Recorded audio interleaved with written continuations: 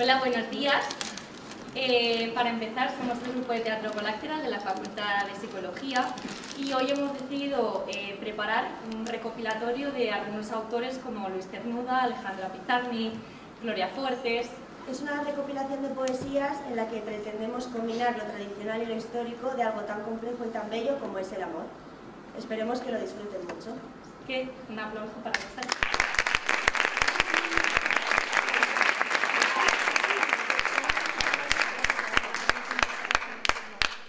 Los sueños son coartadas. Todo está equivocado. También la dirección de nuestra vida. Solo se puede rezar al aire libre y solo se puede aprender del que no sabe. Y escribir es una forma de regalar silencio. Somos lo que perseguimos. El sabueso es zorro, el búho es ratón. Yo soy el mar, yo soy mi gato. Nosotros somos palabras exactas, fórmulas químicas para nada que nos sucede. Y el poema es el pasillo que da en todas las puertas. Hay gente desnuda al otro lado. Hay armarios que guardan sábanas para su estreno. Hay cerrojos, cantos, cristaleros. Hay risas, jardineros y bufones. Y gatos muertos. Y guisos de madre. ¿Cuántas veces? ¿Cuántas veces al otro lado? Es panérgico siempre el poema. Como mínimo llora al instante, o al universo que se pone entre los dedos. Poema es troque de desnudeces, es mortaja de las palabras huecas. El poema es festín después del funeral. El poema es el... Por favor de callarte, que el silencio no ha dicho su última palabra, que los paréntesis no se han desbordado todavía, que el mar está deshaciendo su madeja. Haz el favor de ser humilde y servir al Dios del silencio. Y en la película de 2 segundos, que dicen que dura tu vida, no olvides. Nunca olvides a aquellos que te llevaron a ver el mar, porque de ellos era el reino de las aguas, donde cada isla es un poema con su náufrago, y el comercio está prohibido, solo hay trueque. De cambio este amor por tu locura. Son lo mismo.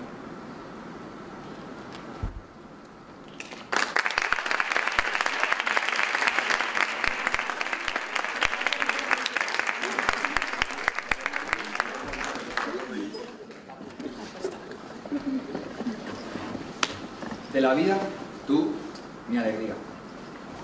De este bebé, la bella cuna. Tú mi sol de cada día, y de mi noche, tú la luz. Sin ti, flor de mi jardín, esperanza de la vida. Cuento de hadas sin fin, mi prisión ya sin salida. La estrella de mi cielo, sigues dentro de mí. Tú eres lo que anhelo. ¿Qué haría yo sin ti? Mis pies corren a tus brazos. Mi corazón cura la herida.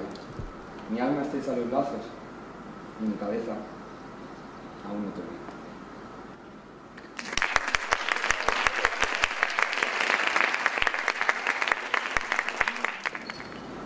¿Qué más da el sol que se pone o el sol que se levanta? La luna que nace o la luna que muere. Mucho tiempo, toda la vida, esperé verlo surgir entre las tinieblas monótonas.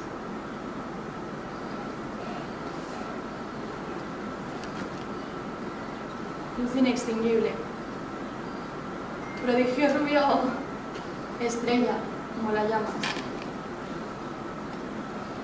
Nunca ha sido para mí menos brillante, menos efímero o menos inaccesible, como la luna y el sol alternados. Mas yo sé lo que digo, y porque si a ellos me comparo, su sombra era suficiente para iluminar todo lo que me envuelve.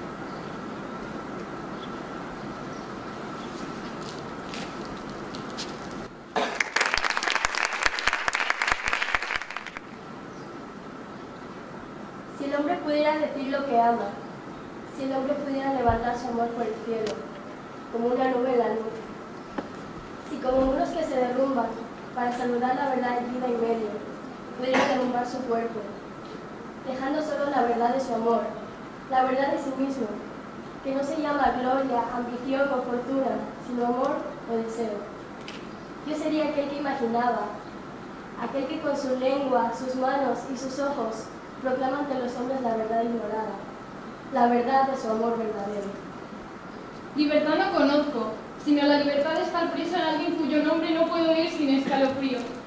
Alguien por quien me olvido de esta existencia mezquina, por quien el día y la noche son para mí lo que quiero. Y mi cuerpo y espíritu, flotan en tu cuerpo y espíritu, como niños perdidos que el mar negro levanta libremente.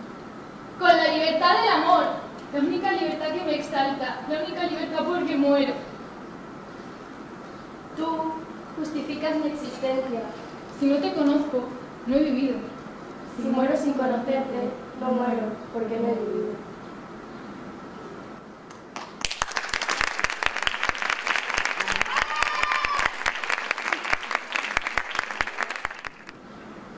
Todo asusta. Asusta que la flor se pase pronto.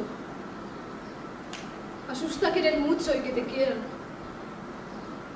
Asusta ver a un niño cara de hombre. Asusta que la noche, que se tiemble por nada, que se ría por nada, asusta mucho. Asusta que la paz por los jardines asome sus orejas de colores. Asusta porque es mayo, es buen tiempo. Asusta por si pasa, sobre todo. Asusta lo completo, lo posible, la demasiada luz, la cobardía. La gente que se casa, la tormenta, los aires que se forman y la lluvia. Los ruidos que en la noche nadie hace. La silla vacía siempre cruje. Asusta la maldad, la alegría, el dolor, la serpiente, el mar, el libro. Asusta ser feliz. Asusta el fuego, sobrecoge la paz, se teme algo. Asusta todo trigo, todo pobre. Lo mejor fue irse, volar alto, aun con miedo a que lo verdadero fuese falso.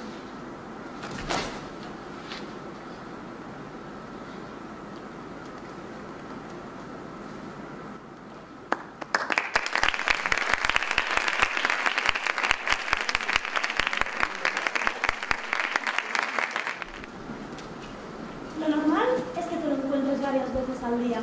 Y que puedas deshacerte de él sin que oponga demasiado a la resistencia. Pero en ocasiones Estoy asistiendo ahora mismo a una de ellas. puede llegar a ser de una extrema crueldad. ¿Cómo explicar si no esa media sonrisa cínica? Mientras espera su hora tranquilamente, La de asomarse a la mirada de ese par de enamorados. que como todos también, Se deben amar toda la vida. Abro los ojos y es la vida otra vez. No diré que no me lo esperaba. Pero igualmente me siento agradecido de seguir por aquí. Porque hay algunas cosas que me siguen apeteciendo mucho hacer. El café, En el bar de abajo. Oír que vivía junto a ti, desde la cama. Dicho en una palabra, Vivir. vivir. Ahora, vivir es aprender a despedirse. Los días pasan ante tus ojos. Y las noches se han vuelto peligrosas. Nunca sabes qué te vas a encontrar al otro lado. Parece que la función ya terminará. ¿Quieres representar el último acto? Dar Por terminada la función.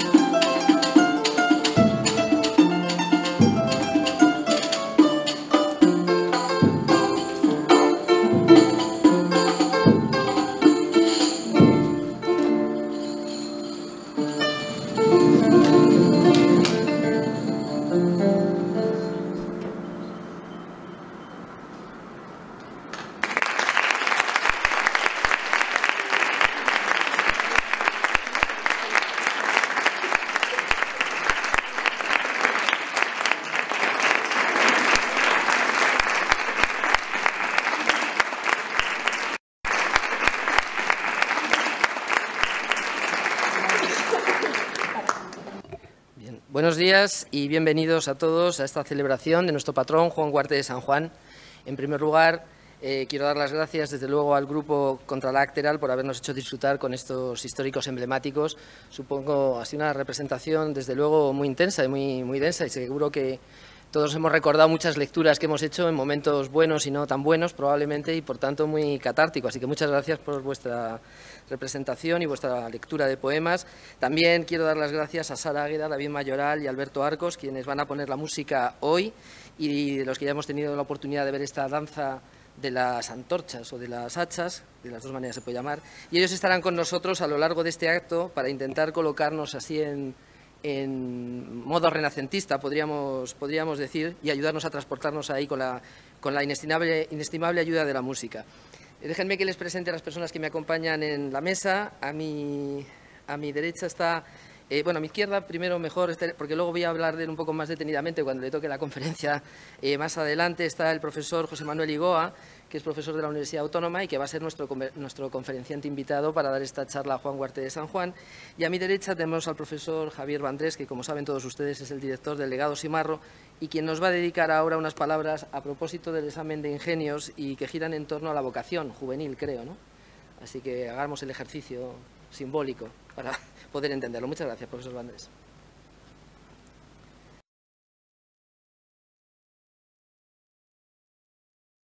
Bueno, pues lo primero, muchísimas gracias al equipo de Canal por haber sido tan amable de invitarme a participar en este acto. A Juan Huarte de San Juan siempre se le relaciona con el examen de ingenios y la elección de una profesión, la profesión para la que estamos mejor dotados. A Juan Huarte de San Juan se le relaciona siempre con el para qué estamos mejor dotados.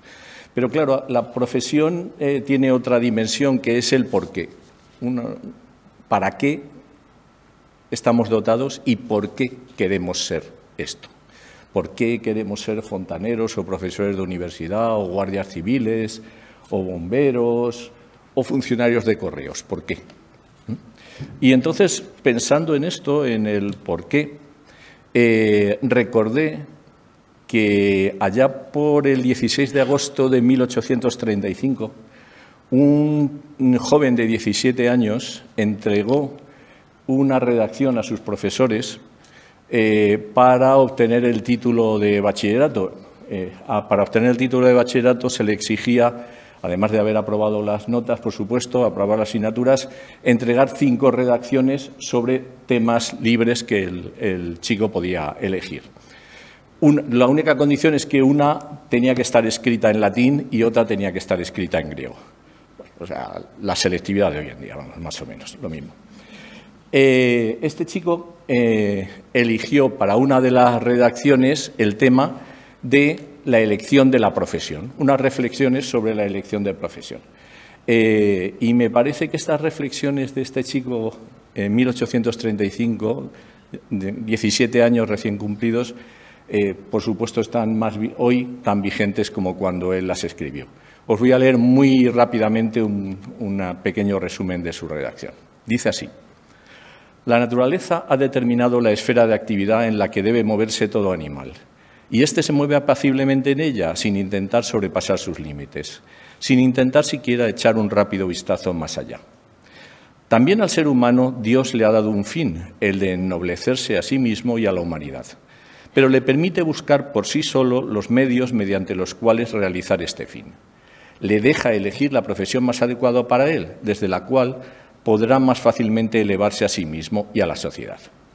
Esta capacidad de elección es un gran privilegio para el ser humano sobre el resto de la creación, pero al mismo tiempo es una decisión que puede destruir toda su vida, frustrar sus planes y hacerle infeliz.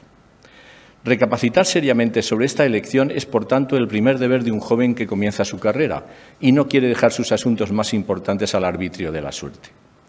Todo el mundo tiene en mente una meta que le parece importante, y así será de hecho si la más profunda de las convicciones, la voz más íntima del corazón, se lo declara. Dios nunca nos deja solos y sin guía. Él habla en voz baja, pero certera. Pero esta voz de Dios puede fácilmente ahogarse, y lo que tomamos por vocación puede ser el producto de un instante, que otro instante puede quizá destruir. Nuestra imaginación quizá echa a volar, nuestras emociones nos alteran, vemos fantasmas ante nuestros ojos y nos lanzamos de cabeza hacia lo que el impetuoso instinto nos sugiere, imaginando que Dios mismo nos lo señala. Y lo que ardientemente abrazamos pronto nos repele y vemos toda nuestra existencia en ruinas. Por eso debemos examinar seriamente si estuvimos realmente inspirados en nuestra elección de profesión, si nuestra voz interior lo aprueba o si esta vocación es una ilusión y lo que creemos la llamada de Dios no es más que un autoengaño. Pero ¿cómo podemos detectarlo sino rastreando la fuente misma de la vocación? Por un lado, el brillo de lo grande puede suscitar la ambición, y la ambición puede fácilmente producir lo que creemos vocación. La razón es incapaz de reprimir al joven tentado por el demonio de la ambición. Ya no será él quien elija su posición en la vida. En lugar de ello, será arrastrado por el azar y la fantasía. No estamos llamados a la profesión que nos ofrezca las más brillantes oportunidades. No es esa la profesión que durante la larga serie de años en que quizá tengamos que mantenerla, jamás nos canse, jamás nos desaliente y jamás nos haga perder el entusiasmo, viendo pronto nuestros deseos insatisfechos, nuestras ideas sin realizar. Pero no solo la ambición puede despertar un entusiasmo repentino por una profesión determinada. También puede ocurrir que nuestra imaginación embellezca una profesión de tal manera que nos parezca lo mejor que la vida puede ofrecernos. No la hemos analizado en detalle, no hemos considerado toda la carga que implica, la gran responsabilidad que nos impone. La hemos visto solo desde la distancia, y la distancia engaña. ¿Quién nos apoyará allí donde nuestra razón nos abandona? Nuestros mayores, que ya han recorrido el camino de la vida y han experimentado la severidad del destino. Pero si aún así, y a pesar de todo, nuestro entusiasmo persiste, si continuamos amando una profesión y creyéndonos llamados a ella, entonces debemos adoptarla, porque ni nuestro entusiasmo nos engaña, ni nuestra precipitación nos desvía. No siempre, sin embargo, podemos alcanzar la profesión a la que nos creemos llamado. Nuestra posición social está ya fijada hasta cierto punto antes de que podamos influir en ella. Nuestras cualidades mismas son a menudo un obstáculo amenazador.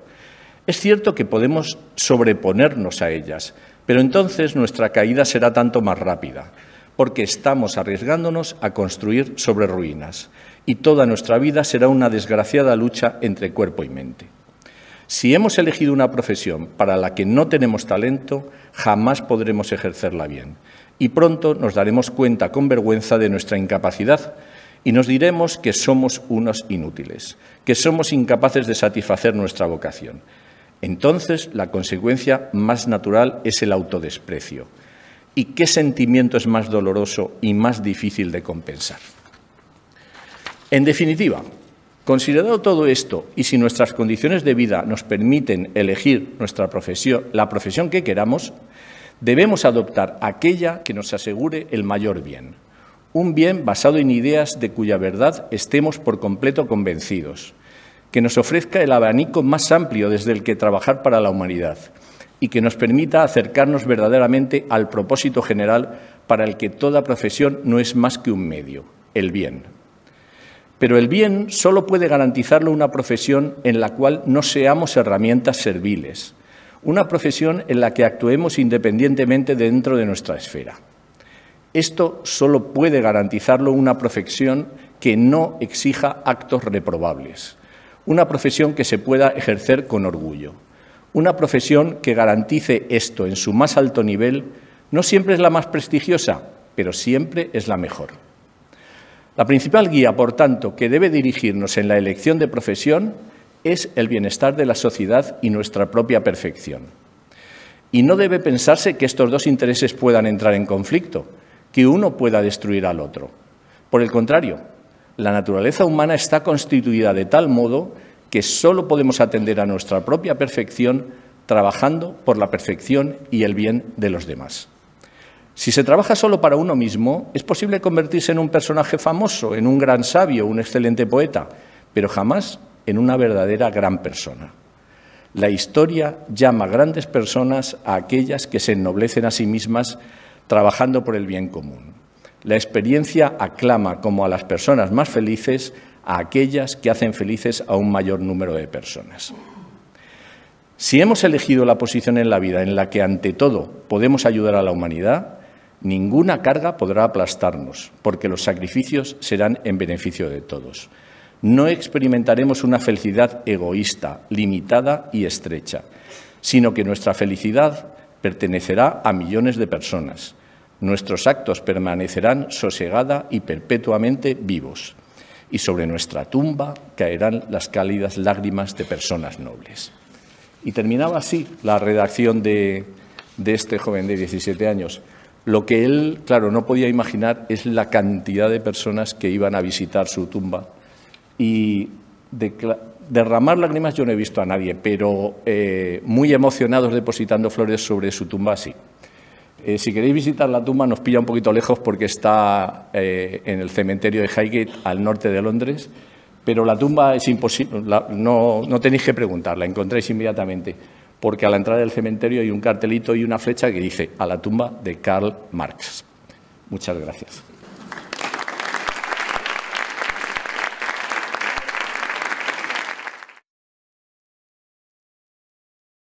Muchas gracias, profesor Vandrés, por tan inspiradoras palabras, nunca mejor dicho, ¿no? En este contexto. A continuación, vamos a tener el privilegio de escuchar la conferencia del profesor José Manuel Igoa, que, como decía al principio de este acto, es el conferenciante elegido para dar esta lección magistral. El profesor Igoa probablemente es sobradamente conocido por muchos de ustedes, pero me permito dar unas breves pinceladas para hacernos un poco idea de la persona que está hoy con nosotros. Él es doctor en Psicología por esta universidad, por la Universidad Complutense de Madrid, y actualmente es profesor del Departamento de Psicología Básica en la Universidad Autónoma, donde ha impartido distintas materias relacionadas con la psicología cognitiva en general y con la psicología del lenguaje en particular.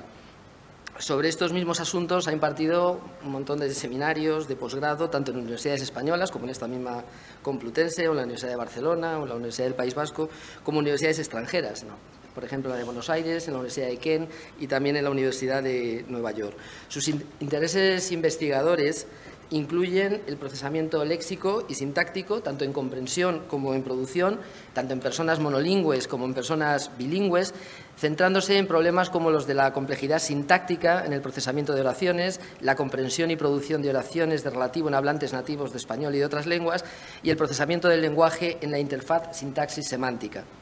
Todo ello le ha llevado a colaborar con distintos grupos de investigación, tanto españoles como en la Universidad Rovira i Virgili, también en Zaragoza, si no recuerdo mal, extranjeros en Japón, ahora tiene varias conexiones en la Universidad de Kobe y en la Universidad de Waseda en Japón, y también en Estados Unidos, en Penn State, creo que era otra de las universidades con las que has estado colaborando. Y le ha llevado a publicar una ingente cantidad de trabajos, tanto en revistas nacionales como internacionales.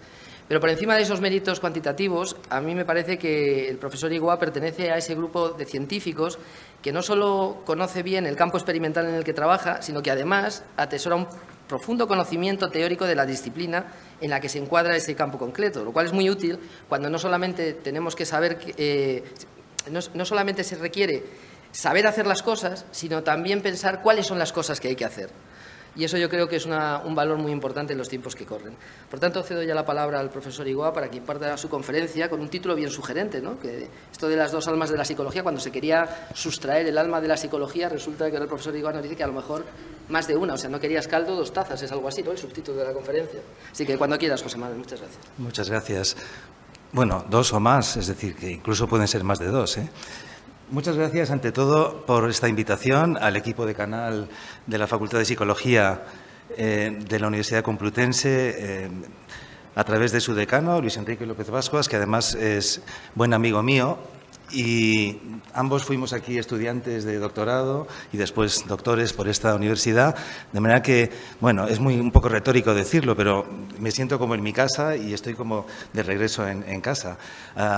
De manera que quiero agradecer a todo el equipo de Canal, a los trabajadores también que han participado en la organización de este evento, y de paso quiero felicitarles porque la verdad es que es un evento absolutamente maravilloso, muy bien organizado y, en fin, quizá a mí me toca la parte más aburrida del evento, ¿no? Que es contarles un rollo. No se preocupen, no voy a hablar de todas estas cosas que ha mencionado Luis Enrique acerca de mis investigaciones. Voy a hablar de una cosa un poco más general, que ya va implícita en el título. La palabra almas, digamos, le da cierta espiritualidad al contenido de mi charla. En realidad, se podía decir también, o se podía titular, las 2 culturas o más culturas en la psicología cognitiva. De manera que mi aspiración hoy en este evento, en esta participación mía en este acto, es contar algunas cosas que ya conocen o recordar cosas que muchos de ustedes ya conocen con toda seguridad y quizá añadir algún matiz interesante que pueda servir de ampliación, por decirlo así, de las cosas que voy a tratar aquí. Bueno, el objetivo, como ya pueden ver en la pantalla, el objetivo es hacer algunas reflexiones sobre concepciones distintas de los procesos cognitivos. Me voy a ceñir a la psicología cognitiva. No tengo la pretensión absolutamente delirante, sería por mi parte, de hablar de la psicología en general. Me voy a ceñir a un campo que conozco un poco más o algo, que es el de los procesos cognitivos, y desde la perspectiva de, digamos, o tomando como hilo conductor o como motivo inicial una propuesta que procede del historiador y filósofo también francés Pierre Hadot, que es muy poco conocido, creo yo, entre los psicólogos, pero que, bueno, entre otras muchas obras, él es sobre todo fue experto en filosofía antigua. Y a través de este libro, titulado El velo de Isis, hace una reflexión, una exégesis quizá también, un estudio sobre, las distintas concepciones de la ciencia a lo largo de la historia, empezando por los filósofos antiguos y llegando incluso hasta el siglo XX. De manera que el punto de partida va a ser estas 2 actitudes que Pierre Hadot destaca en relación con el conocimiento y lo que podríamos llamar el desvelamiento, no sé si esta palabra existe en el diccionario, o la apertura de los secretos y misterios de la naturaleza, suponiendo que la naturaleza esconde estos secretos y estos misterios y que es la tarea de los científicos, de las personas, no solamente de los científicos, sino también de cualquier persona interesada, poeta, aclarar, desvelar, penetrar en estos misterios. Pierre Hadot se sirve de dos, digamos, motivos iniciales, sobre todo un aforismo del filósofo presocrático Heráclito, conocido como el Oscuro, porque su obra llegó a nosotros, ha llegado muy fragmentariamente, muy incompleta, y porque además está sobre todo basada en sentencias que han sido objeto de múltiples interpretaciones. Y este aforismo es un buen ejemplo de ello. Este punto de partida del aforismo de Heráclito lo acompaña también Pierre Hadot, como vamos a ver enseguida, de una ilustración moderna, digamos, del problema que él se propone tratar y desarrollar en su libro El velo de Isis. Mi objetivo es vincular este motivo, estas dos actitudes que Pierre Hadot propone sobre el desvelamiento de los secretos de la naturaleza, con dos corrientes o dos concepciones generales actuales en la psicología en relación con los procesos cognitivos humanos. Y yo añado aquí, como pueden ver, que estas dos concepciones no están aisladas, sino que en realidad se bifurcan y se entrelazan para generar unas cuantas más almas de esas dos que inicialmente podemos encontrar en la psicología cognitiva. Dicho de otra manera, hoy actualmente tenemos, digamos, diversas maneras de entender lo mental, y ese va a ser el objetivo de esta conferencia, partiendo, como digo, de esta propuesta que me parece interesante y me parece algo más que un adorno retórico. Es decir, no pretendo simplemente presentarles algo bonito, una especie de exégesis historiográfica, sino que realmente me parece interesante tomar este punto de partida, como ya he dicho, por una parte, de un aforismo, una frase de Heráclito, que ha sido objeto de interpretaciones distintas, y de otra ilustración, que es la que aparece a la derecha en la pantalla, digamos, de este mismo objetivo que yo persigo hoy, de ver cómo se ha desarrollado en psicología este intento, por distintas vías, de desvelar los secretos de la naturaleza. En este caso sería los secretos de la naturaleza humana, o de la conducta inteligente, o de las capacidades inteligentes o cognitivas de los humanos. Lo que ven a la derecha es un grabado pintado por el escultor danés Bertel Thorvaldsen a principios del siglo XIX, para ilustrar la dedicatoria que le hizo a Goethe Alexander von Humboldt, en un libro que se titulaba Ensayos sobre una idea de la geografía de las plantas.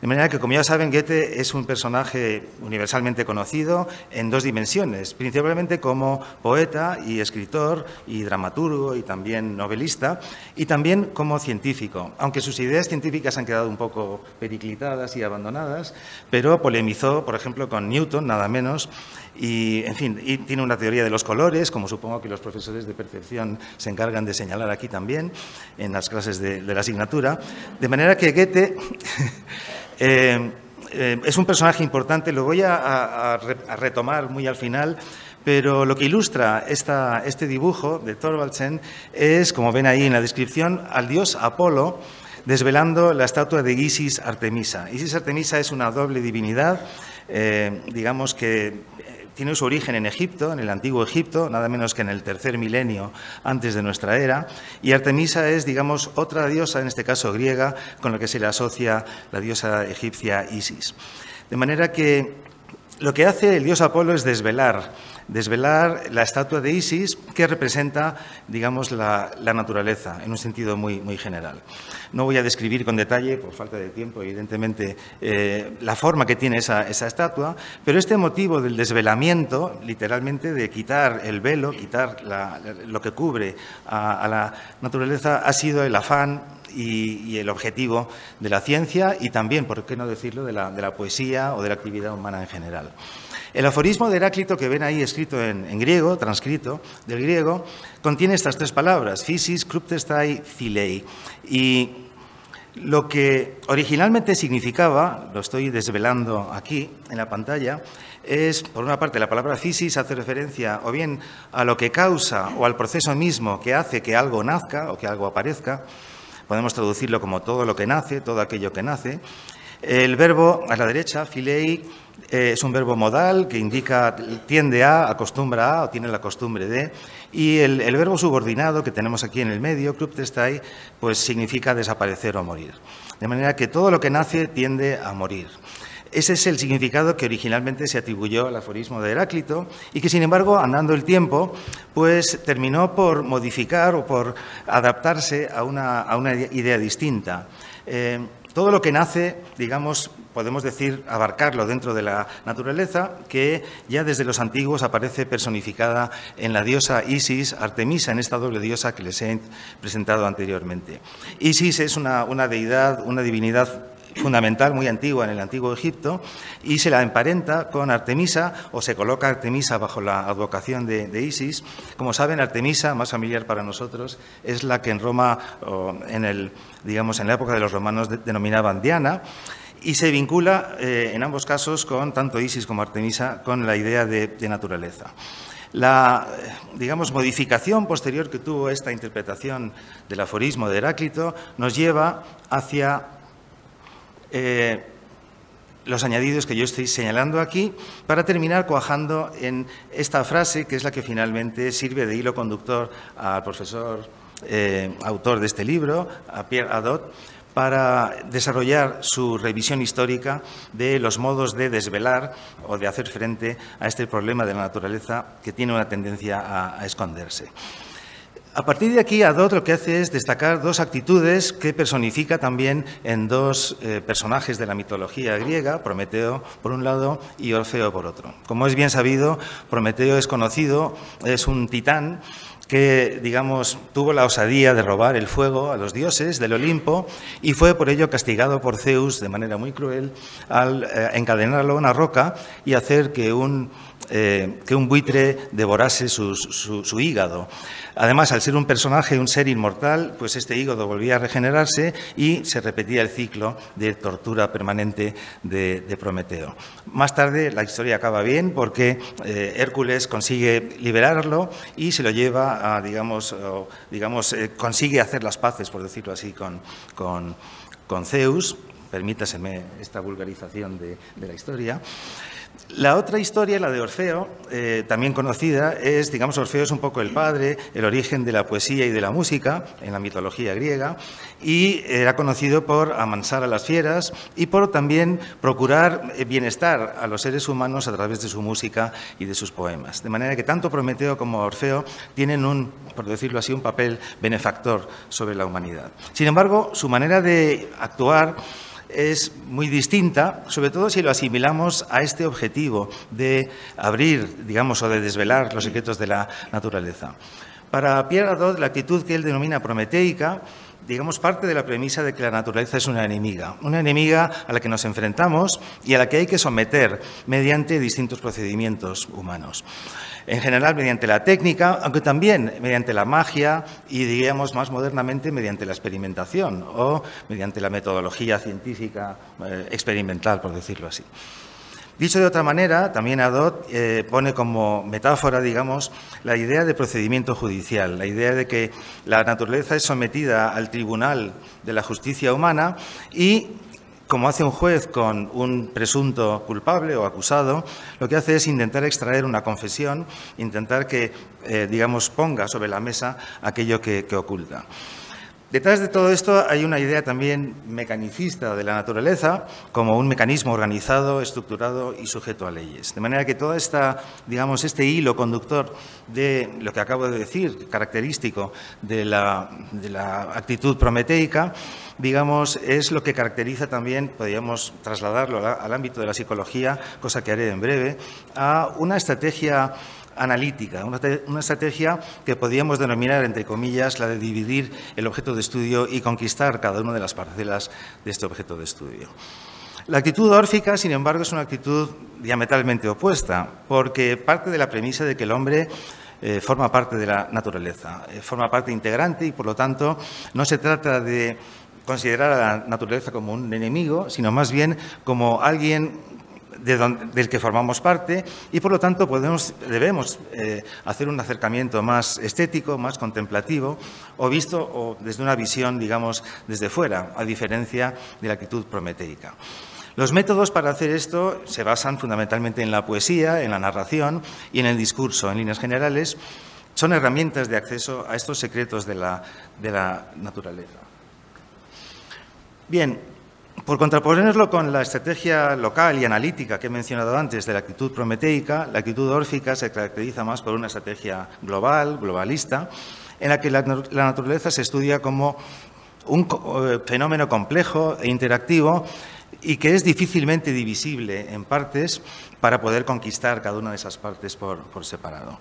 Si queremos poner nombres, digamos, o autores muy conocidos que se han atribuido, digamos, a cada una de estas dos actitudes, pues ahí tienen los nombres de Hipócrates, inicialmente, y 1000 años después, ya en la época, en el siglo XVII, Bacon, Newton, Galileo, Descartes y posteriormente Leibniz, Kant y el positivismo. De manera que en la historia de la filosofía también Adot se encarga de poner apellidos a cada una de estas dos líneas o actitudes de digamos, relación con la naturaleza. En la parte órfica, como pueden ver, están otros filósofos griegos, el astrónomo Claudio Ptolomeo y también Goethe, Bergson y otros filósofos contemporáneos como Heidegger y Merleau-Ponty, igual que Wittgenstein. De hecho, Heidegger y Merleau-Ponty son, digamos, los autores de cabecera de una de estas dos almas a la que me voy a referir en breve en esta conferencia. Bueno, resumiendo entonces, las dos actitudes que propone Pierre Hadot se pueden resumir, como pueden ver aquí en esta nueva pantalla, en el enfrentamiento, en el contraste, no voy a decir enfrentamiento, entre dos maneras de entender la ciencia, o dos perspectivas científicas, una natural, con todas las características que le suelen acompañar, y humana, por otra parte, con características distintas, distintivas y con métodos también de investigación distinta. Es interesante aquí traer a colación el contraste que Dilthey, por ejemplo, establece entre dos maneras de aproximación a los fenómenos naturales, como la basada en explicaciones causales y la basada en comprensión, en una aproximación más hermenéutica. He puesto aquí la palabra desanimación entre comillas porque al hablar sobre todo de fenómenos humanos y de problemas humanos, lo que tiende a hacerse desde la actitud de la ciencia natural es desanimarlos. Desanimarlos en un sentido literal, es decir, quitarles el alma, convertirlos en objetos mecánicos, permítaseme la exageración, para poder desvelar esos secretos. ¿Cómo se reflejan estas dos actitudes en la psicología cognitiva contemporánea? Me permito aquí una licencia, con el permiso que me ha concedido su decano, de traer unas palabras, un texto escrito por él mismo recientemente y que van a ver enseguida que refleja una de estas dos actitudes. Empieza diciendo Luis Enrique López Bascuas: desde hace ya algún tiempo lo psicológico parece poder predicarse de cualquier cosa. Se habla de la psicología del deporte, del arte, de las organizaciones o de la publicidad, como se apela a disciplinas como la psicología jurídica, militar, educativa o de la salud. Continúa Luis Enrique diciendo o percibiendo un saldo epistémico entre afirmar que procesos como el lenguaje o la percepción tienen una psicología asociada y que actividades como el arte o el deporte también la tienen. Ya se ve un poco hacia dónde quiere dirigir sus observaciones. La psicología tiene, en principio, sentencia nuestro autor, poco que decir para entender los aspectos fundamentales del arte o del deporte. Y la conclusión a todo esto es que no es la participación de seres humanos o de otros animales en determinadas conductas lo que legitima la suposición de que existe una psicología de esas conductas, sino el hecho de que las causas de esas conductas residen en ciertos estados mentales.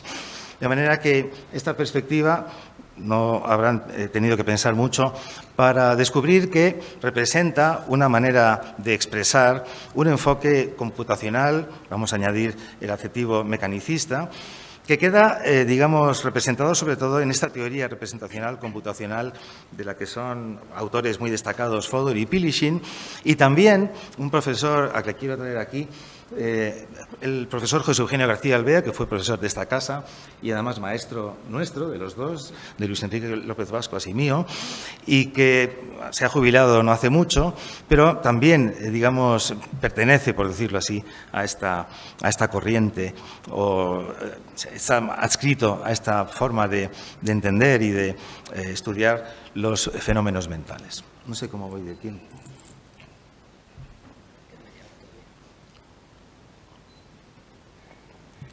Bueno, voy a resumir, aunque ya muchos de ustedes conocen de sobra lo que voy a comentar aquí, las características que a mí me parecen fundamentales de esta de este enfoque computacional mecanicista, empezando por una ontología, un sistema de creencias realista, esencialista, dicen los críticos, es decir, que consideran que hay realidades psicológicas independientes de nuestras propias creencias, por decirlo de una manera rápida, pero que estos objetos de estudio, de que estas entidades tienen también una base natural y, por tanto, son susceptibles de ser estudiados desde una perspectiva naturalista. Una de estas, la característica fundamental o la propiedad sustantiva de los fenómenos mentales, según esta corriente, y yo diría que es una opinión generalizada, por lo menos en el campo, es la intencionalidad. Es la intencionalidad en el sentido filosófico, quizá no tan conocido como el sentido más popular de la palabra, entendido, digo, como aquello a lo que se refiere a algo, es decir, el ser acerca de otra cosa. La intencionalidad en el sentido, digamos, filosófico, por decirlo así. Es decir, que lo que se persigue bajo este punto de vista, bajo este enfoque, es hacer una naturalización del significado. Intencionalidad y significado aquí significan lo mismo, se refieren a lo mismo, y la idea es buscar una base natural de un fenómeno tan llamativo, digamos un fenómeno anímico, espiritual, por decirlo así, como son los pensamientos, los deseos, las creencias propias de los humanos. De manera que el problema de la naturalización de significado es un problema central para cualquier psicólogo, debería serlo por lo menos para cualquier psicólogo, más allá de la creencia, digamos, más o menos extendida en nuestra cultura occidental de carácter dualista, es decir, de pensar que hay sustancias distintas, mentales y corporales. Bueno, la solución o el camino para, digamos, desvelar este secreto, esta forma de naturalizar el significado, es recurrir a un sujeto computacional, como ya indicaba el profesor López Bascuas en los textos que acabo de enseñarles. Lo mental, entonces, se concibe como un conjunto, un sistema de operaciones internas sobre representaciones. Aquí la noción de representación, que es un concepto también muy discutido, lo voy a definir simplemente como aquello que se refiere a otra cosa, aquello que representa a otra cosa. Los estados mentales tienen este carácter intencional en la medida en que representan cosas distintas de los propios estados mentales. Esto es lo que tradicionalmente se conocía como el enfoque de procesamiento de la información. Y en esta teoría representacional y computacional, pues lo que estos autores hacen es colocar por encima, como factor funcionalmente explicativo, por decirlo así, de estos procesos mentales es la estructura. La estructura, es decir, las reglas que gobiernan nuestra vida mental, se ejecutan sobre representaciones estructuradas y sobre la estructura de estas representaciones, siendo el contenido, siendo el significado un producto, digamos, de esta operación cognitiva de aplicación de reglas. De acuerdo con una arquitectura que tradicionalmente se ha denominado arquitectura clásica, por contraste con otras formas de arquitectura computacional que se han propuesto después. También asociado a esto hay una última característica, y es que buena parte, digamos, de nuestras capacidades intencionales o cognitivas tienen una base innata y están dispuestas y organizadas en forma modular. Bueno, aquí se puede ver, yo creo que con bastante claridad, que esto encaja perfectamente bien con una actitud prometeica. He rescatado esas dos características que mencioné al principio, la naturaleza entendida como mecanismo organizado y esta estrategia local y analítica de dividir y conquistar. El proyecto de investigación que hay detrás de esta teoría es la de naturalizar la psicología cognitiva, encontrar una explicación naturalista de la psicología cognitiva. Y rápidamente esto se pone en contraste con otra manera de entender la psicología en general, y yo creo que también la psicología cognitiva, que viene de la mano. Yo me he servido aquí también de unos textos del profesor Marino Pérez Álvarez, que seguramente muchos de ustedes conocerán, profesor de la Facultad de Psicología de la Universidad de Oviedo y autor muy prolífico y muy persuasivo también, que en una entrevista de hace unos años pues afirmaba estas cosas. El mundo interior, dice Marino, es una parte del mundo socialmente roturada y rotulada por medio del lenguaje. No es un mundo aparte, supuestamente autooriginario y autofundado, que emergiera de no se sabe dónde. Ya se ve cuál es la actitud crítica de Marino Pérez ante la psicología que acabamos de ver, la psicología computacional. Y continúa diciendo, el cerebro es más variable dependiente de la conducta de los organismos de acuerdo con las condiciones en las que empeñan y desempeñan su vida. Es más esto que una variable independiente que sea la causa de la conducta y del medio donde vive. de manera que lo que hace es desplazar el cerebro o la mente o lo cognitivo o el sistema de cómputo, como queramos llamarlo, digamos, del papel, digamos, causal que supuestamente desempeña, según la teoría anterior, a un papel diferente. Él se declara, bueno, él fue discípulo de Gustavo Bueno, filósofo también de la Universidad de Oviedo, y toma este concepto de sujeto operatorio como Gustavo Bueno para referirse a un sujeto corpóreo que se define sobre todo por sus operaciones práctico-manipulativas, las cuales, dice Marino, ya implican inteligencia y pensamiento. También aquí acude a Ortega para mencionar el concepto orteguiano de sujeto ejecutivo, que destaca el carácter práctico del quehacer en la vida antes que el pensamiento y la representación. De manera que lo que tenemos es acción y pensamiento que tienen relaciones distintas dependiendo de cuál sea el enfoque desde el que las miramos. He llamado a esto una forma de humanizar la psicología cognitiva porque parte de un concepto de la psicología como una ciencia plural y relacional, en la que enumero aquí una serie de características, en la que existen diferentes realidades, no solo psicológicas, sino también de otra índole, como las físico-biológicas, y por un lado, y las abstractas e institucionales por otro, que no tienen este carácter psicológico individual, pero que también interactúan con el comportamiento. El comportamiento, entonces, es la pieza central, la piedra angular, que sirve de mediador entre distintas realidades psicológicas y no psicológicas o entre las propias realidades psicológicas, sin que sea necesario ni adecuado establecer un límite preciso entre lo que hay dentro y lo que hay fuera del propio individuo. Desdibuja esta línea divisoria entre el interior y el exterior de nuestro organismo. Además, esta ciencia o este enfoque científico presta mucha atención a la historia de los fenómenos, la historia personal y la historia social también de los fenómenos que son objeto de estudio, y también recurre a métodos cualitativos que quizá no son tan propios o tan frecuentes en el enfoque computacional mecanicista que he señalado antes. En ese sentido, apelan a la idea de una ciencia basada en un discurso, una ciencia dialéctica, integradora presumiblemente, y que hace uso de un tipo de razonamiento que no es puramente deductivo ni puramente inductivo, sino abductivo. Abductivo es un, digamos, razonamiento que se basa en probabilidades y que se basa en evidencia incompleta, en evidencia que no es concluyente y, por tanto, no es un razonamiento demostrativo, pero tampoco parte de la inducción en un sentido estricto. Las fuentes en las que se inspira este enfoque, esta manera de entender la psicología cognitiva, proceden por un lado de la filosofía, con autores que ya he mencionado antes, de la fenomenología o del existencialismo, pero también hay unos antecedentes psicológicos, ya desde el propio Wundt, en una de las dos corrientes o intereses de este autor fundacional de la psicología, como es la psicología de los pueblos.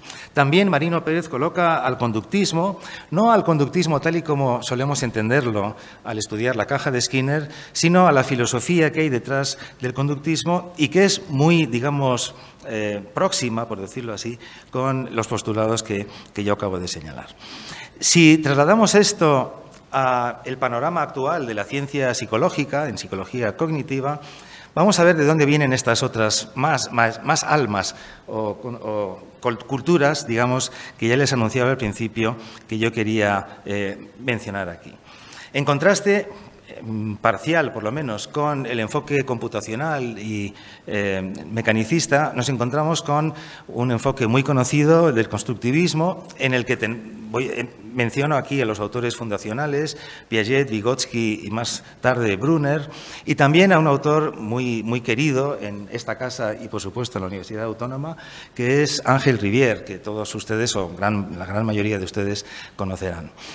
Bueno, no voy a mencionar también, solamente quiero hacer este pequeño homenaje, siempre que tengo la oportunidad de traer a colación a Ángel Rivière lo hago, sin lugar a dudas, porque ha sido una persona enormemente influyente en la psicología española contemporánea, no solamente en la psicología académica y teórica, sino también en la psicología aplicada, como es bien conocida su obra en relación con el autismo.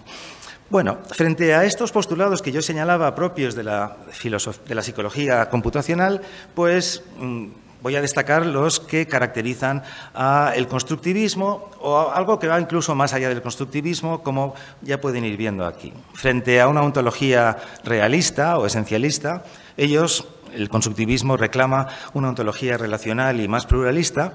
Frente a un sujeto, frente a la idea de intencionalidad como piedra angular y concepto fundamental, el constructivismo y sobre todo otras teorías que en cierto modo se derivan de él o son compatibles con él, reclaman o postulan la idea de que lo que importa, el elemento clave explicativo en la psicología, tiene que ser el acoplamiento entre el sujeto y el mundo. Esa es la propiedad sustantiva que ilustran mediante el concepto, entre otros, de intencionalidad motora. Intencionalidad no entendida de la misma manera que yo explicaba antes en relación con la teoría computacional, sino en el sentido más popular de intención, de propósito. De manera que lo que ellos vienen a decir es que el propósito no es anterior a la conducta, sino que el propósito y la conducta están íntimamente relacionados y que, por lo tanto, la cognición se da en una situación, es una cognición situada, se da en un organismo, en un cuerpo, se da, además, más allá de los límites del cuerpo, como dice la cognición extendida, y se da, sobre todo, en acción.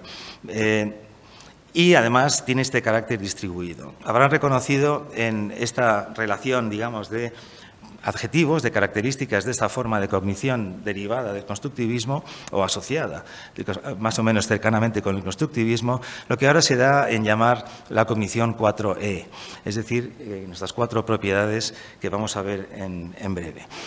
Frente al sujeto computacional, ya lo decía Marino Pérez, ellos reclaman la existencia de un sujeto operatorio que opera, valga la redundancia, sobre el mundo y sobre sí mismo a través de sistemas de mediación, a través de símbolos o de signos, que son sistemas de mediación semiótica, como el lenguaje, fundamentalmente, el instrumento social por antonomasia, y también a través de instrumentos. Aquí se aprecia la influencia de Vygotsky, que recoge Ángel Rivière también en muchas de sus obras.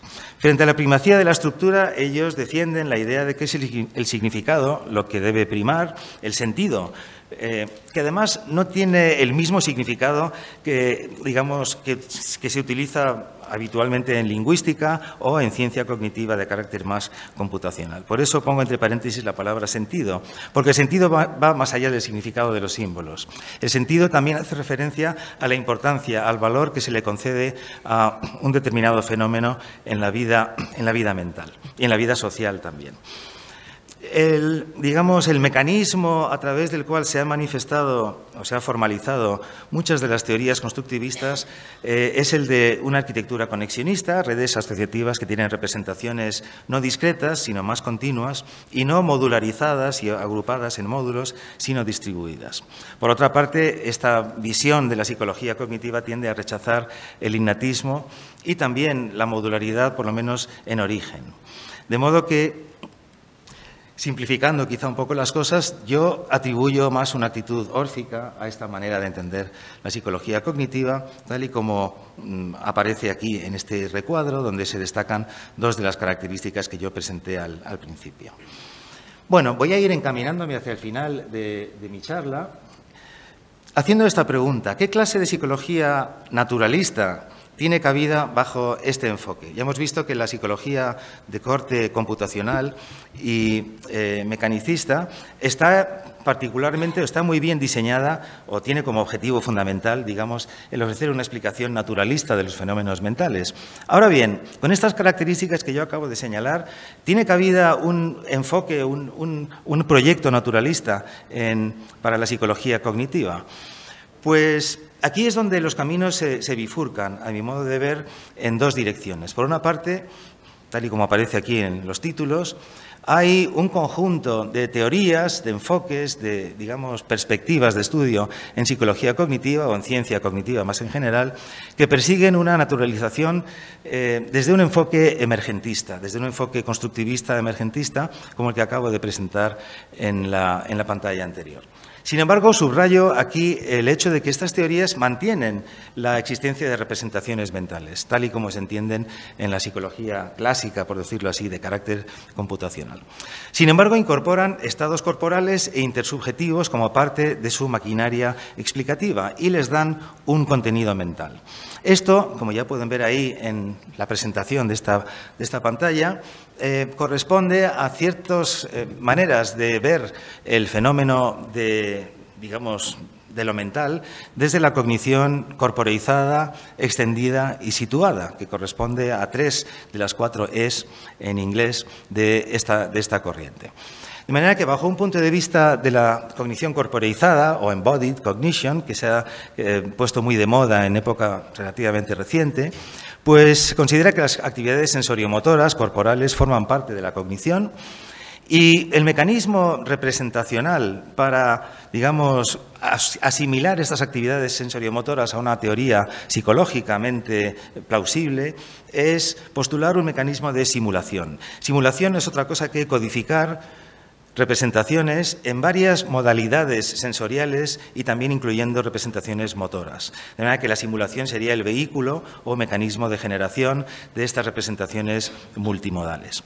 Sin embargo, hay distintos grados y formas de incorporar la corporalidad a una teoría de estas características. Como pueden ver aquí, hay una forma indirecta o mediada a través de representaciones más abstractas, y amodales quiere decir que no dependen de una modalidad sensorial concreta, ni tampoco de carácter motor, sino que hay un nivel de representación donde finalmente convergen estas representaciones corporales de acción y de percepción.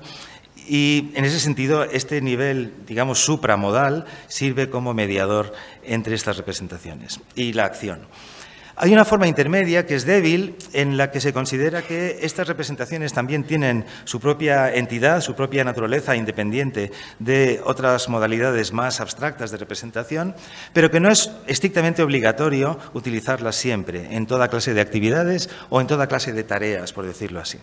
De manera que podemos llamar a esto una vertiente, una variante débil de la cognición corporeizada. Y la vertiente o la variable más fuerte es la que considera que estas representaciones son necesarias y obligatorias en toda clase de actividad humana que tenga interés desde el punto de vista cognitivo.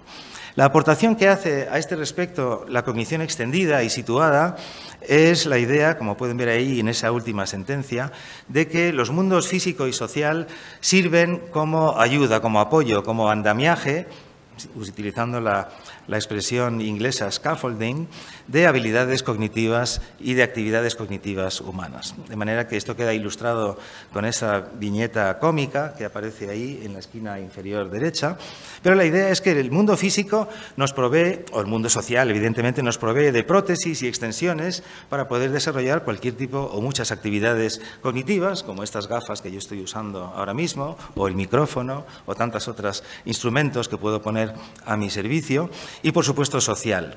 Y un concepto clave en esta dimensión social, digamos, es el de intencionalidad compartida, que no significa otra cosa que pensamientos, representaciones, deseos y creencias, estados mentales que no nos pertenecen individualmente, sino que se construyen de forma compartida a través de la mediación social que nos facilita el lenguaje. De tal manera que aquí también se ve un aroma muy vygotskiano, digamos, a esta manera de entender la psicología, pero siempre, insisto, manteniendo la idea de que hay contenido mental. Los significados forman parte de nuestro mundo mental. Una manera mucho más radical, que yo coloco, a diferencia de la anterior que acabamos de ver, que se acomoda bien a la actitud prometeica, una actitud que podemos encontrar más próxima a la órfica, es aquella que se representa el intento de hacer una naturalización desde un enfoque enactivo, sobre todo desde el enactivismo más radical, que lo que intenta es prescindir por completo de las representaciones mentales dotadas de significado. Es decir, aquí hay un proyecto, un intento de tomarse muy en serio la cognición situada y de, digamos, suprimir cualquier resto de actividad mental interna, representacional o, digamos, computacional, en este sentido en el que se le da en otras teorías psicológicas. Uno de los representantes de este enfoque es la psicología ecológica de James y Eleanor Gibson, en la que, como bien saben, reclaman o afirman que hay una percepción directa, no mediada a través de representaciones, y que para ello el mundo y la mente, por decirlo así, están acoplados o están en relación a través de ciertas disponibilidades que el ambiente nos ofrece. Disponibilidades que no pertenecen al ambiente ni pertenecen solo al individuo, sino que son puentes o vehículos de unión. También en este sentido, pues se insiste mucho en que la psicología debe partir de la premisa de que la cognición nace de la interacción dinámica con el entorno y, por lo tanto, depende de una actitud performativa o un comportamiento realizativo. La percepción se realiza o está diseñada en función de la acción, de acuerdo con el postulado anterior de la continuidad entre percepción y acción. Esto encuentra, también como apoyo importante desde la biología, en el concepto de autopoiesis, de la capacidad que tienen los organismos, incluso los organismos muy básicos, unicelulares, de reorganizarse y de autosostenerse en condiciones, muchas veces de precariedad. La idea de precariedad me parece importante aquí subrayarla porque, evidentemente, vivimos en un entorno que está, permanentemente cambiante y nuestro sistema cognitivo, nuestro organismo, se tiene que ajustar de la mejor manera posible a este entorno azaroso, cambiante, en el que vivimos. Y, finalmente, como característica central, reclaman la existencia de un acoplamiento directo entre el organismo y el medio, no mediado por representaciones. Y aquí surge un problema en el que no me voy a introducir porque nos llevaría muchísimo tiempo y no es momento de hacerlo, haciendo una distinción entre algo que los psicólogos a veces olvidamos, o por lo menos no quiero acusar a nadie, pero la sensación es que tendemos a confundir información con significado y tendemos a considerar que cuando transmitimos información estamos transmitiendo significados. Desde un punto de vista formal y en sentido muy estricto, el concepto de información, si lo tomamos de la teoría de la información de Shannon, por ejemplo, de Claude Shannon, no incluye la noción de significado. Los intercambios de información con el medio son intercambios de algo que nos sirve para reducir la incertidumbre, como es bien conocido en la teoría de Shannon. Por lo tanto, el significado no forma parte, o no tiene por qué formar parte, de estos sistemas de acoplamiento del sujeto con el medio. Es decir, el significado no está dentro de nosotros, sino que lo que encontramos en estos intercambios de información serían estados de covariación. A determinadas variaciones que encontramos en el medio, respondemos con variaciones que realizamos nosotros mismos. De tal manera que esta filosofía de fondo lo que hace es prescindir de los estados mentales con contenido y ceñirse, a explicaciones puramente enactivas, como las que acabo de resumir en esta diapositiva. Bueno, llegamos casi al final de la charla, enumerando las 2 o más almas.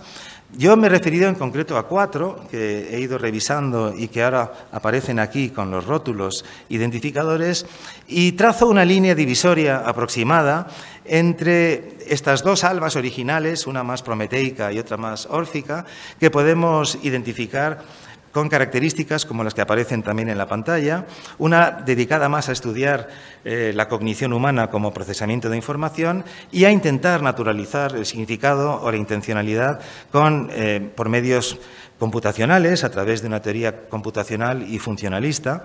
Y por el otro lado está el enfoque o la actitud más órfica, que parte de un concepto de sujeto distinto, este sujeto autopoiético que he mencionado recientemente, y que encuentra el significado, en el ámbito social. Por lo tanto, se da una socialización, más que una naturalización del significado bajo esta perspectiva. Y ya para terminar, permítanme que añada una última pregunta que no voy a tener la osadía de intentar contestar aquí, ni muchísimo menos. ¿Es posible una conciliación? Yo diría que sería deseable una conciliación, pero hoy en día se ve bastante problemática y bastante difícil. Quizá podemos tomar enseñanzas de autores, clásicos, como el propio Goethe, que yo traigo aquí, en una cita que no es una cita textual suya, sino que es una interpretación, una lectura que hace Hadot, este autor que he mencionado al principio, Pierre Hadot, del punto de vista de Goethe sobre este problema del desvelamiento de los secretos de la naturaleza. Dice Hadot, atribuyéndoselo a Goethe, la ocultación aparente de la naturaleza no se debe a que la naturaleza quiera esconder sus secretos, sino a la debilidad de la intuición humana. No hay oposición entre el exterior y el interior de la naturaleza, solo es cuestión de hacia dónde miramos y cómo nos fijamos en ella. Yo creo que de aquí podemos sacar algunas enseñanzas morales, por decirlo así, sobre la actitud científica con la que una persona, como cualquiera de nosotros aquí, puede aproximarse al intento de desvelar los secretos de la naturaleza. Una actitud que también mostraba a mi entender por lo menos, el propio Francis Bacon, que habitualmente se le encasilla, digamos, como representante de la ciencia experimental y de una visión más prometeica de la ciencia, en una metáfora bastante conocida, según parece, de tres modos diferentes de hacer ciencia. Dice Bacon, en su obra magna, el Novum Organum, de principios del siglo XVII, las ciencias han sido tratadas o por los empíricos o por los dogmáticos. Los empíricos, como las hormigas, solo se dedican a recoger y gastar. Los racionalistas o dogmáticos, más parecidos a las arañas, forman telas que sacan de sí mismos. O todo está en los datos o todo está en las teorías. El procedimiento de la abeja, que es el que deberíamos seguir, ocupa el término medio entre los dos. La abeja recoge materiales, pero los transforma y los destila por una virtud que le es propia. Bueno, cada uno puede sacar su enseñanza. Perdónenme esta recomendación moral de última hora y muchísimas gracias por su atención.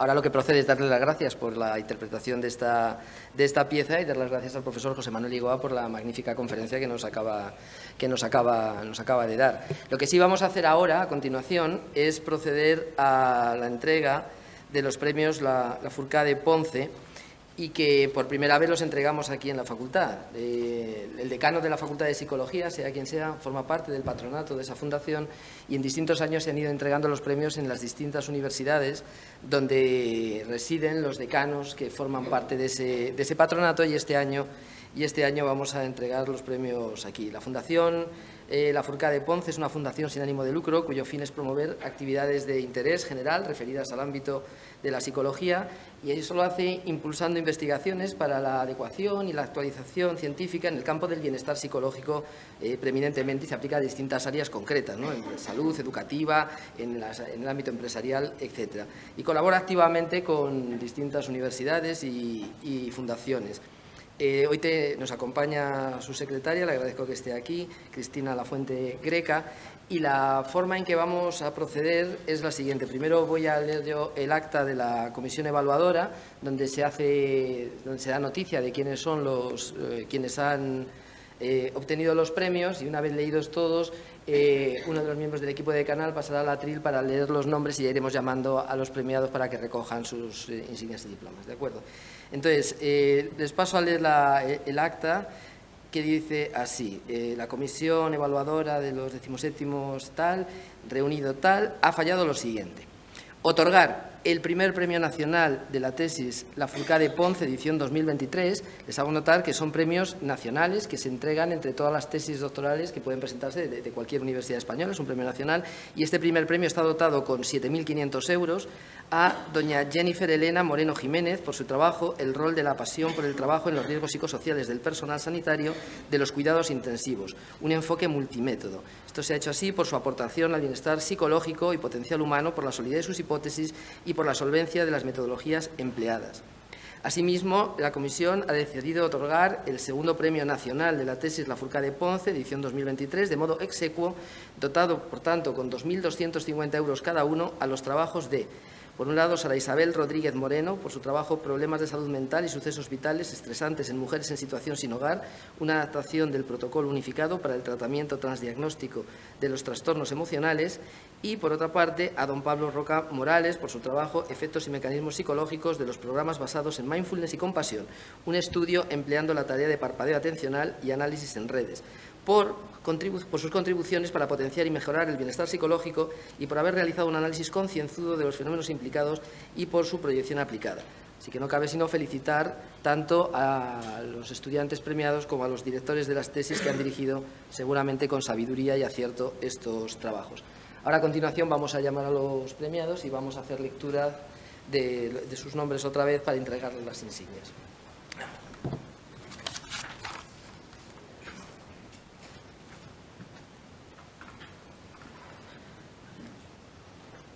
Reciben el segundo premio de manera conjunta Sara Isabel Rodríguez Moreno y Pablo Roca Morales.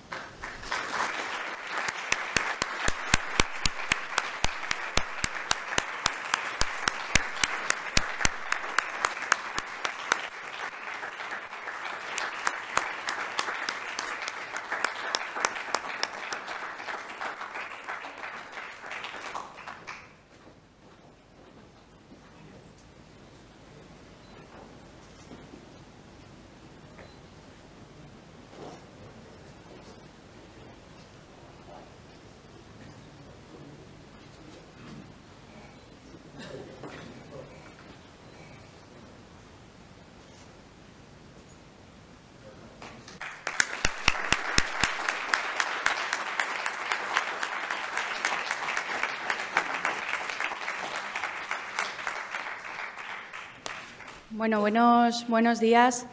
Me alegro muchísimo que se hayan otorgado los premios en esta facultad. No vuelvo a mi casa, ¿no? Como anteriormente también comentaban por aquí. Mi vida académica empezó aquí, en la Complutense. Carrera de psicología, máster, doctorado, ¿no? Entonces veo muchísimas caras conocidas, ¿no? De profesores míos, de compañeros de departamento, o sea que muy contenta de estar hoy aquí. Quiero agradecer a la Fundación Lafourcade Ponce por este premio, a mis directores de tesis, Sonia Panadero, que está por aquí, de la Complutense, a José Juan Vázquez, de la Universidad de Alcalá, y también a todos los participantes y a todas las participantes que han colaborado en mi tesis doctoral y de las que tanto he aprendido. Mi tesis doctoral, bueno, como ven, el título es extremadamente largo. Hemos investigado mucho, ¿no?, sobre la salud mental en un colectivo especialmente vulnerable, como es la situación de las personas en situación sin hogar. Sobre todo estudiamos, ¿no?, el padecimiento de sucesos vitales estresantes, la problemática en salud mental en esta población y decidimos diseñar un tratamiento transdiagnóstico para mejorar los problemas emocionales en este colectivo.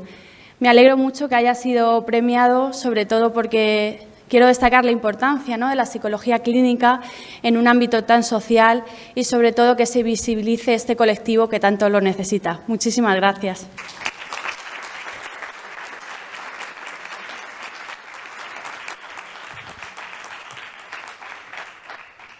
Bueno, yo seré breve. Muchas gracias al comité organizador por elegir mi tesis doctoral como parte de las premiadas. Es para mí un orgullo, además, compartir el premio con la tesis de Sara, ¿no?, que es una tesis magnífica. En el conjunto de gracias, muchas gracias evidentemente a mis directores de tesis, Carmelo,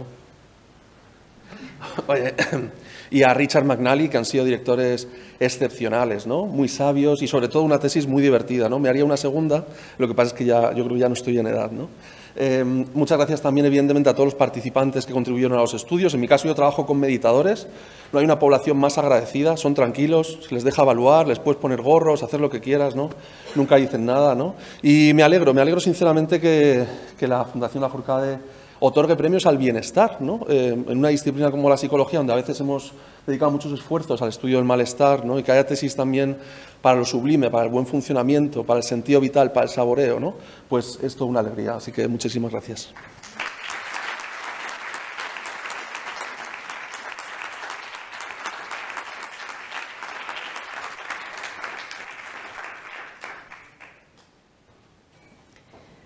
Recibe el primer premio Jennifer Elena Moreno.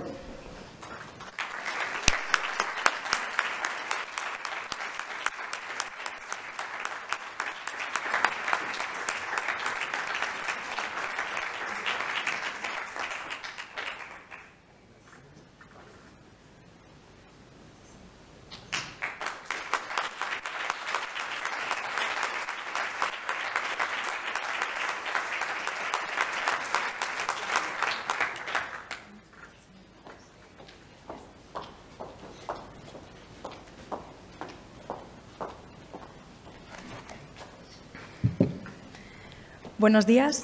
Bueno, muchísimas gracias. Voy a intentar ser breve con los agradecimientos. En primer lugar, agradecer al comité organizador del premio, al equipo de Canal de la Complutense por invitarme en este acto y, sobre todo, también un fuerte agradecimiento a la Fundación Lafourcade Ponce por esta oportunidad tan valiosa, por permitirme estar aquí y también por esta dosis de motivación, por continuar en esta línea de investigación que es el bienestar psicológico dentro de la salud ocupacional. Por contextualizar un poco mi tesis, que también se ha dicho el título y es muy largo, mi tesis está focalizada en el estudio del bienestar en el personal sanitario que trabaja en los cuidados intensivos cuidando del paciente crítico. Por eso, para mí, me gustaría destacar también que este premio tiene también la función de destacar dos ideas principales. La primera es la importancia que tiene establecer estos modelos de prevención y de intervención y este cuidado de las personas que cuidan, ¿no? El cuidado del cuidador. Y, en segundo lugar, destacar la importancia que tiene la psicología y la investigación en psicología en estos contextos aplicados, como es en este caso el contexto sanitario, contextos multidisciplinares, donde también colabora la medicina, la enfermería, y que son emocionalmente muy demandantes. Por ello, este reconocimiento va también para todos los profesionales sanitarios que trabajan en estas unidades, que han participado en la tesis o que participarán seguramente en estudios posteriores y que son los protagonistas de las páginas de la tesis. En segundo lugar, mandar un fuerte agradecimiento a mis directores de tesis, Eva Garrosa y Mario Chico, porque sin ellos no habría sido posible llevar a cabo este proyecto. Además, he tenido la suerte de aprender con ambos digamos, lo mejor de los dos ámbitos y establecer un puente de unión en el ámbito académico y en el ámbito del trabajo de campo y en el trabajo más aplicado. Dentro del campo académico he tenido la suerte de estar de la mano de Eva Garrosa y del equipo de Personalidad, Estrés y Salud de la Universidad Autónoma de Madrid, con el que he crecido muchísimo estos años.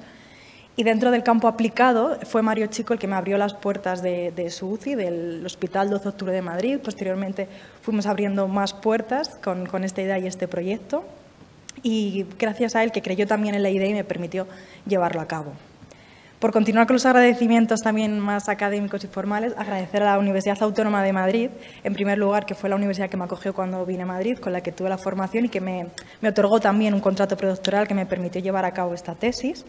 También a la Universidad Complutense, no solo por acogerme hoy aquí, que ha sido todo un placer, estoy muy contenta, sino también porque he tenido el honor de poder colaborar con sus equipos y de poder formarme aquí. El siguiente punto de este acto también es uno de los más emotivos, siempre la celebración de nuestro patrón, porque es el acto de reconocimiento a las personas que se han jubilado en el curso anterior y siempre está pues teñido de emoción, ¿no? En esta ocasión tenemos dos profesores que han trabajado aquí durante muchísimo tiempo en distintos ámbitos. No sé si me atrevería a decir, aunque eso lo tienen que decir ellos, si uno de carácter órfico y el otro prometeico, pero deberían decirlo ellos mismos más que yo. Si es así, yo diría que sí. La profesora Enesco ha trabajado en un montón de cosas que han sido relevantes para el desarrollo de la psicología, nunca mejor dicho, lo del desarrollo de la psicología, ¿no? Desarrollo del conocimiento social, desarrollo de actitudes y prejuicios, desarrollo de las nociones lógico-matemáticas en la niñez, y últimamente creo que también la influencia del testimonio y el consenso del proceso de adquisición y modificación del conocimiento. El profesor Jáñez, pues él, creo que lo he comentado en algunas otras ocasiones, creo que fue el primer profesor que yo tuve y nunca jamás aquí. Yo cuando llegué la primera vez y me senté en un aula, la primera persona que vi fue el profesor Jáñez, y de acuerdo de las primeras cosas que estudié, así por propio interés, era su teoría del marco de referencia, la distribución angular de la energía, y las cosas de filtrado, siguiendo lo de Ginsburg, para ver si las ilusiones visuales se podían explicar de esa manera, y luego ha hecho un montón de cosas. Aquí, ahora mismo en la sala, hay distintas personas que han hecho la tesis doctoral con él y han trabajado en aspectos relacionados con la percepción visual y con las aplicaciones concretas a muchos ámbitos como la telemedicina. O sea que eso ha sido un trabajo ingente durante mucho tiempo. Y luego, para conciliar las aptitudes ólficas y proteicas estas, tenemos a Ana Hurtado, que la tenemos aquí, que es la que ha mantenido la facultad en pie, teniendo en cuenta los dislates epistemológicos de unos y otros. Así que muchas gracias también por todo el trabajo que has realizado en la facultad. Vamos a proceder de la misma manera. Ahora voy a por las insignias y leen vuestros nombres de ahí y venís a recogerlas. ¿De acuerdo? Muchas gracias. Profesora Ileana Enesco Arana.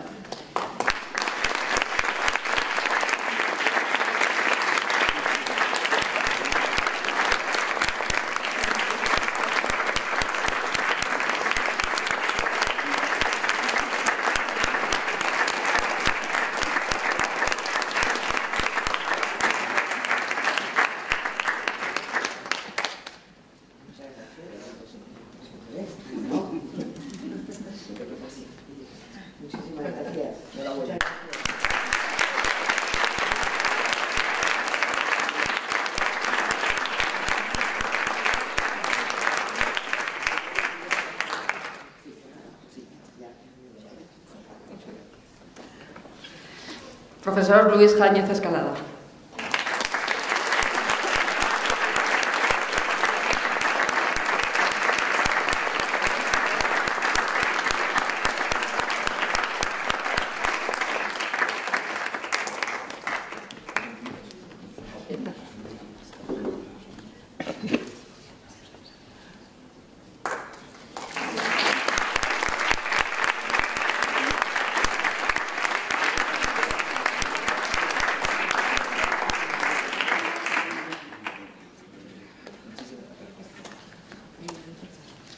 Doña Ana Hurtado Díaz.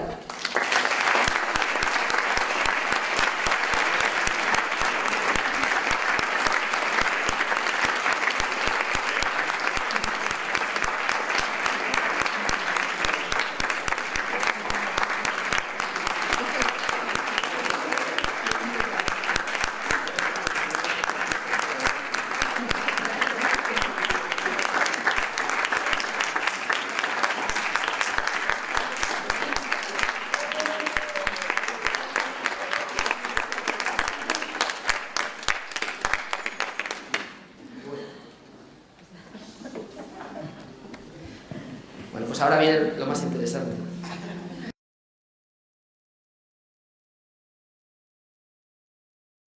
No, ahora viene lo que tú decías, que la parte aburrida era la tuya, pero la parte realmente aburrida viene ahora, porque yo tengo la obligación protocolaria de dirigirles unas palabras ahora al final, y quiero que las primeras sean, como el año pasado, de agradecimiento absoluto para todas las personas que han contribuido a hacer posible este acto de celebración. Desde luego al profesor Vandrés, que una vez más ha contribuido a que vayamos aprendiendo más de las cosas que nos interesan en estos actos, y con un desenlace así rocambolesco al final que nos ha tenido en tensión, ¿no? Pues yo creo que estamos todos intentando adivinar. A ver, que yo he fallado, la verdad. Yo creía que era otro. Bueno, y también a los miembros del grupo de teatro Collateral, quienes, no sé si vais a volver a actuar, ¿no?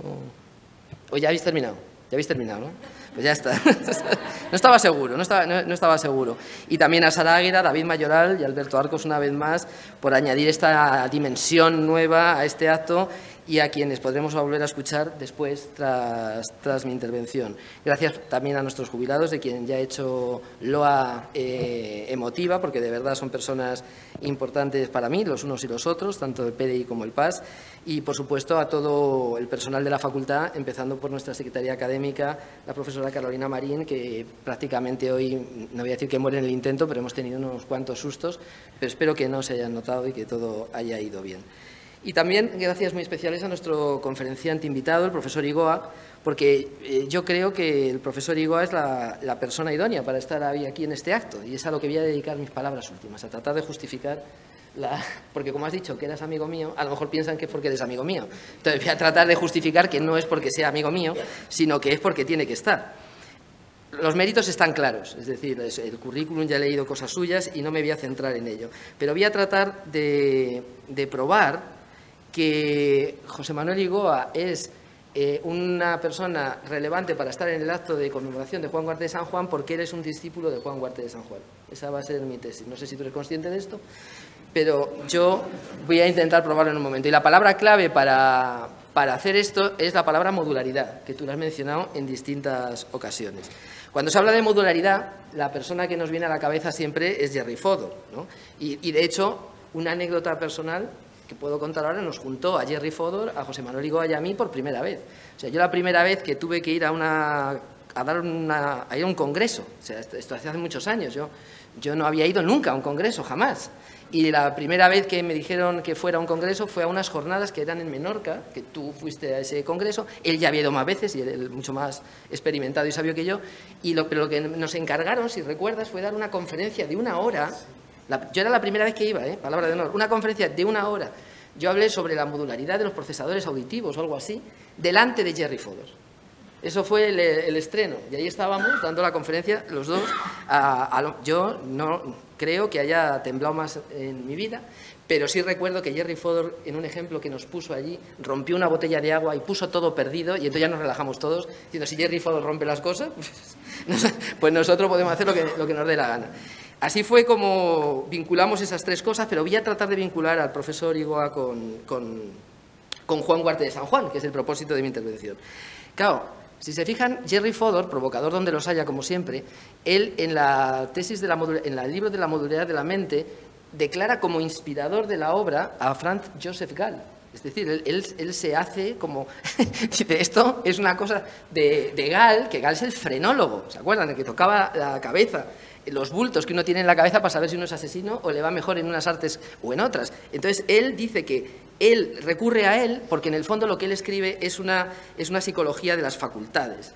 Y entonces Gall está emparentado con todo esto. De hecho, nuestro Menéndez Pelayo, explícitamente en su libro La ciencia española, señala a Guarte como padre, o abuelo en este caso, de la frenología. O sea, él mismo establece esta idea de que probablemente sea él el que origina de alguna manera el movimiento frenológico. Y eso se puede ver bien en una carta que escribe Gall al barón de Retzer en el año 1798 y que nos hace ver lo atinada que es esta consideración de Menéndez Pelayo. Tengo aquí el texto de la carta y dice... Decía Gall, mi finalidad es la de determinar las funciones del cerebro en general, de modo particular, la de cada una de sus partes, que es posible reconocer las distintas inclinaciones y disposiciones de cada persona y entender las consecuencias más importantes que este acto tiene para el arte médico, la moral, la educación, la legislación y de modo más general para un conocimiento más profundo del hombre. Por tanto, parece que claramente esto que está diciendo Gall conecta de manera muy directa con lo que uno puede leer en el examen de ingenios de Guarte de San Juan. Por tanto, si para Fodor su tesis de la modularidad está inspirada en Franz Joseph Gall y sabemos ahora que el padre intelectual de Gall es Guarte de San Juan, podemos concluir que la tesis de la modularidad de la mente se encuentra, de alguna manera, sus orígenes remotos en Juan Guarte de San Juan, ¿no? Orígenes que han sido reconocidos además por algunos autores. Esto parece que es un ejercicio de estos míos así de inventármelo, pero hay literatura de esto escrita. O sea, hay gente que ha escrito que Juan Guarte de San Juan es un precursor de la teoría de la modularidad de Fodor, y de hecho creo que es un profesor de esta facultad. Hay un profesor bueno, que ya está jubilado, Emilio García, que creo que tiene un trabajo sobre esto justamente en alguna revista que no puedo recordar cuál es. Juan Hermoso parece que se acuerda, él sabe mucho de esto y se acuerda de estas cosas.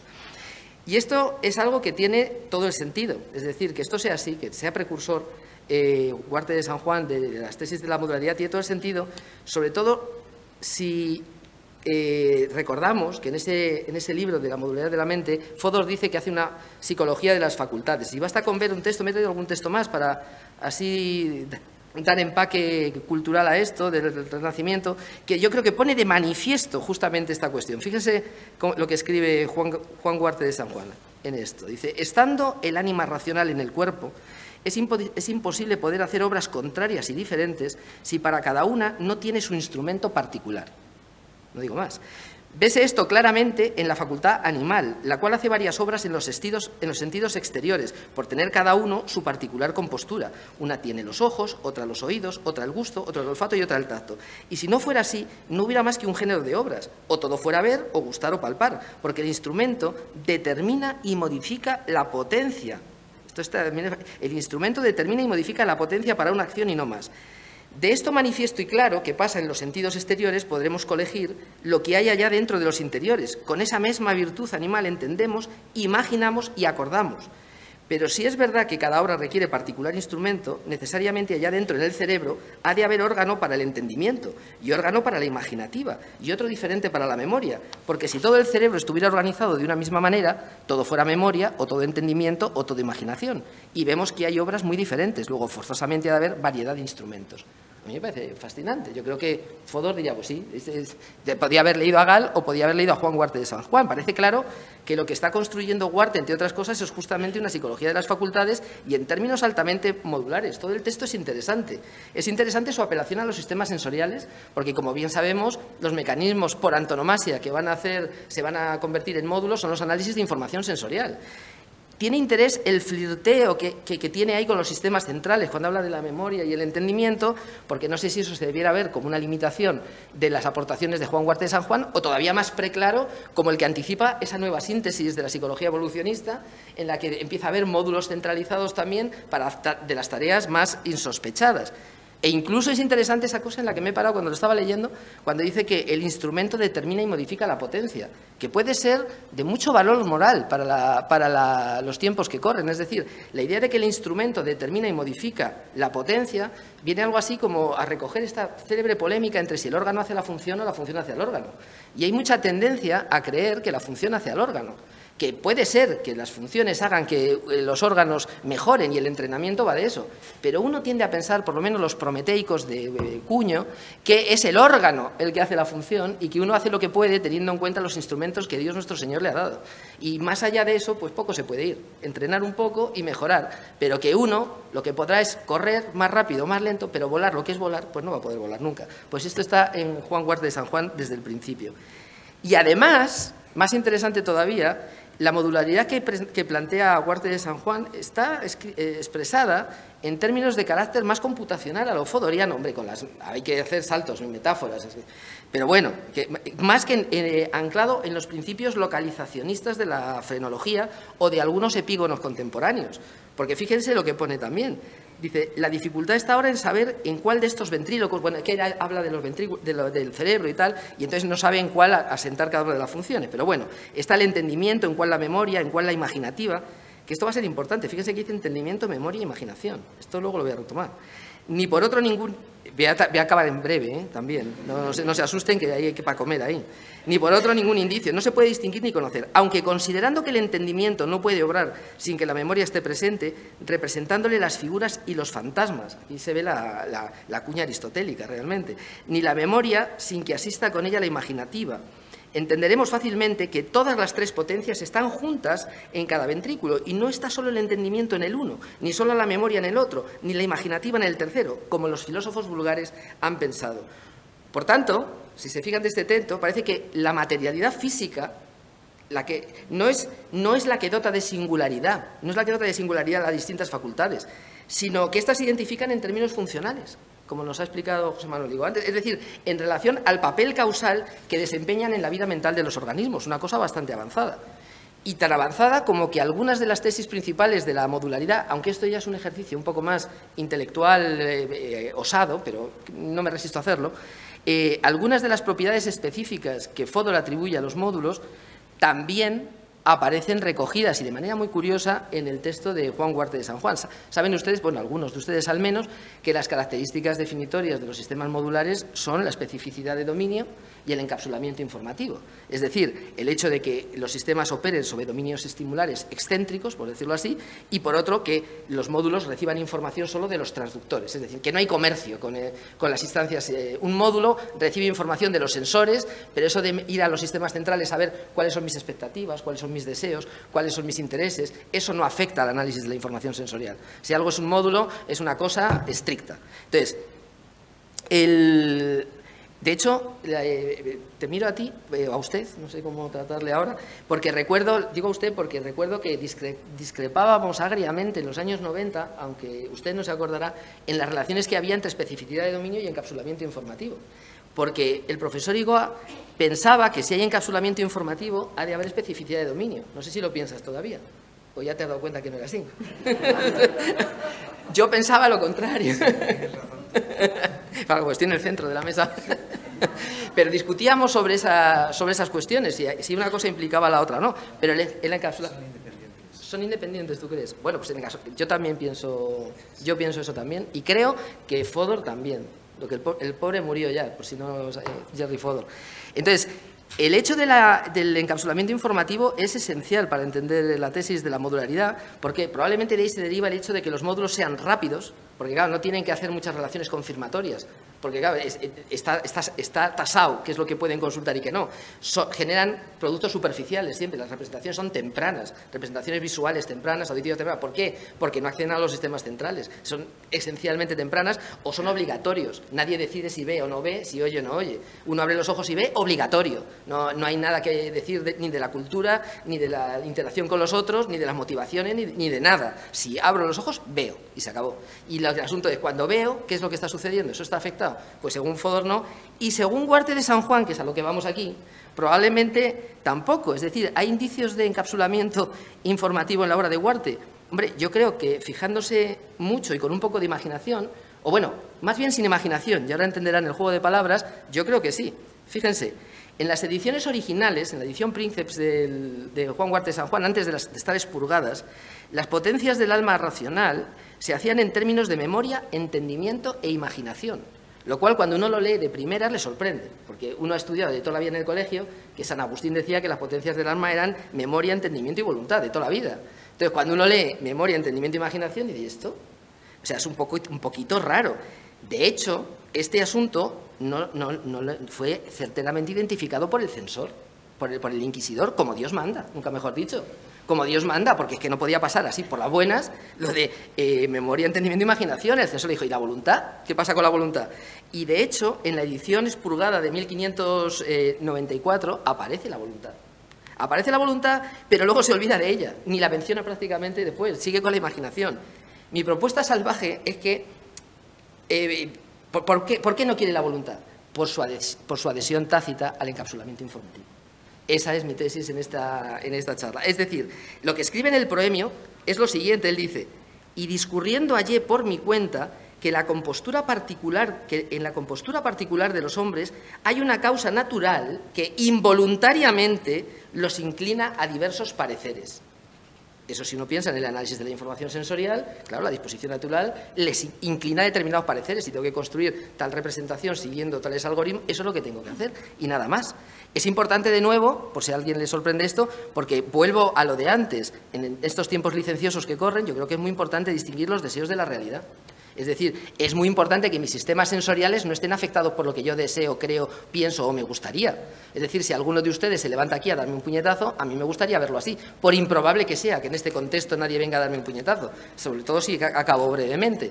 Pero, en principio, mis sensores deben estar para informarme de eso y en contra de tradiciones como el New Look en percepción en los años 50, que decía justamente lo contrario, que lo que pensamos y sentimos afecta al análisis de la información sensorial, cosa que a mí me parece disparatada.